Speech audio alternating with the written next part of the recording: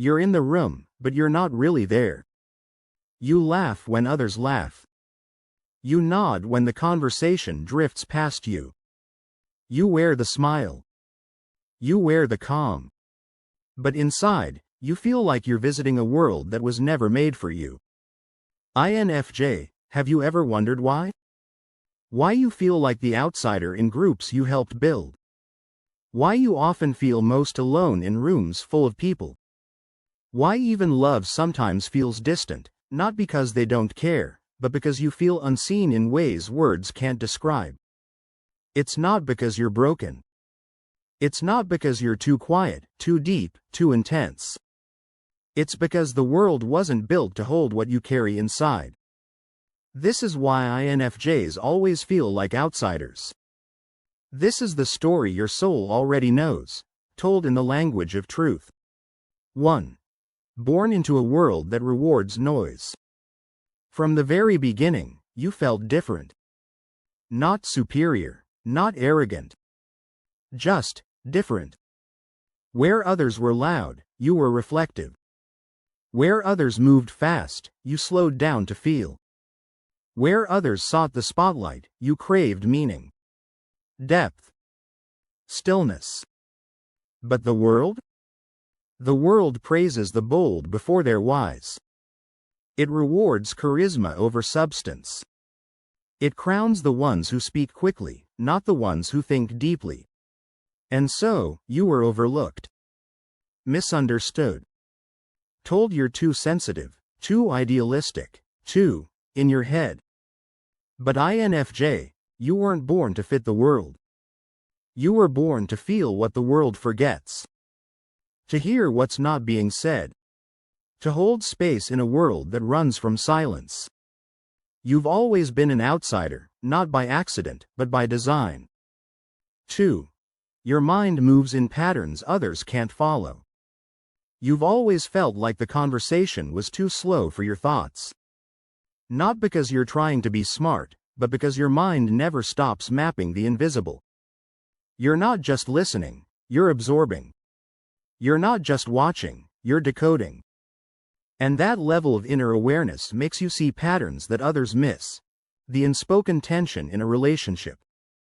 The contradiction in someone's words. The grief behind their smile. You bring things together in ways that feel obvious to you, but foreign to others. And that difference creates distance. You find yourself holding back. Translating your thoughts into smaller doses.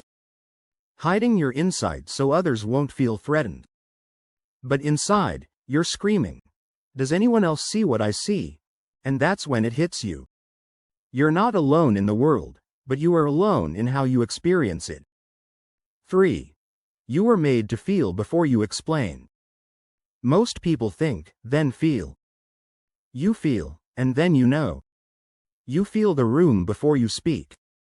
You feel the person before you judge. You feel the pain before it's explained. And because of that, you move through life intuitively, emotionally, energetically.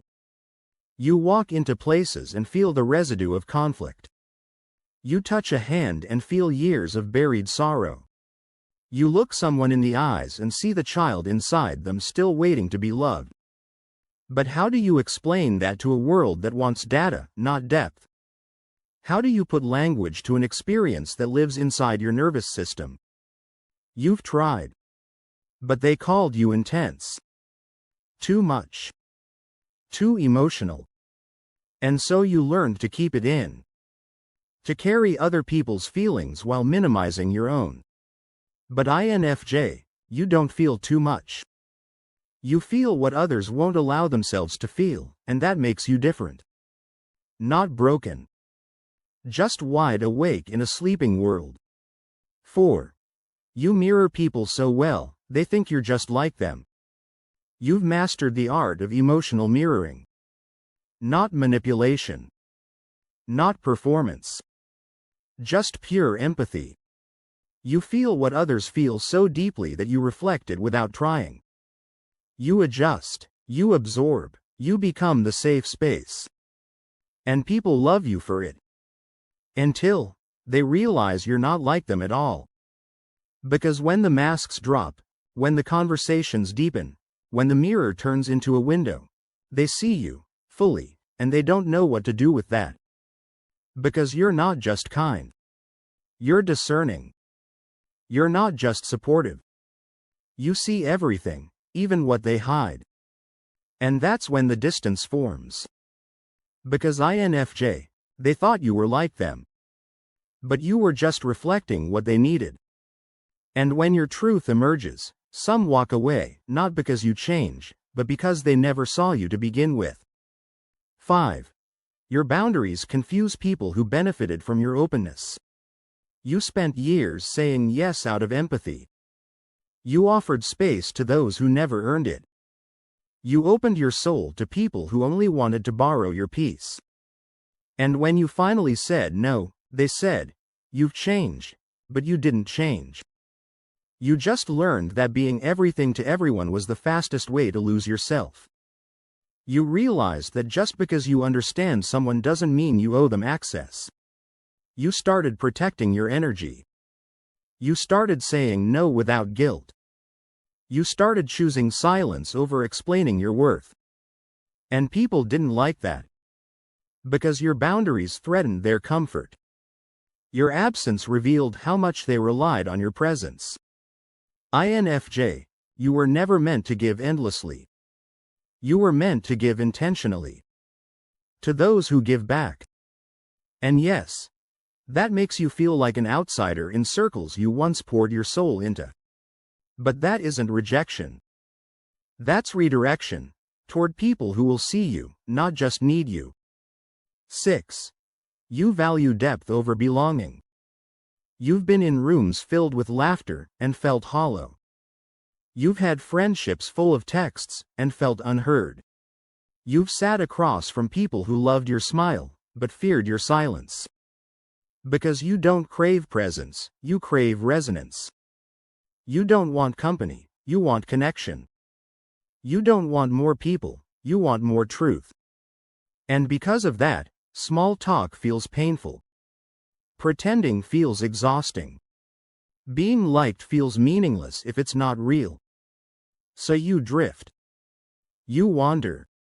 You stand at the edge of social circles, not because you're afraid to join, but because you're waiting to feel home. INFJ, you will always feel like an outsider in spaces that require you to shrink. Because your soul was not made to blend in. It was made to light up what others can't see. 7.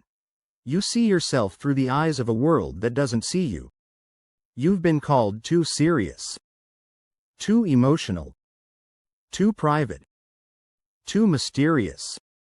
And you believed it. For a while, you questioned your nature. You tried to be louder. Simpler. Easier.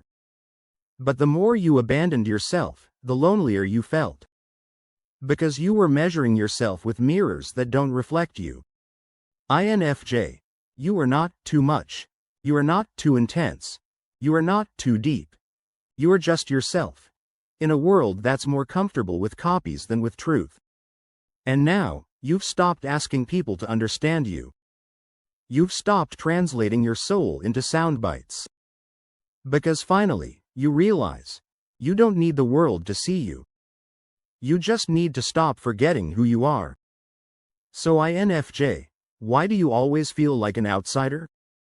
Because your soul doesn't crave crowds. It craves alignment. Because your mind doesn't echo what's popular. It remembers what's real. Because your presence doesn't beg for attention. It carries weight, even in silence. You are not here to be understood by everyone. You are here to understand what others ignore. You are not here to fit in. You are here to wake people up. And yes, that is lonely. But it is also sacred. You are not an outsider because you're lost. You are an outsider because you're on the edge of truth. That edge is where transformation begins. INFJs don't fit in, they illuminate.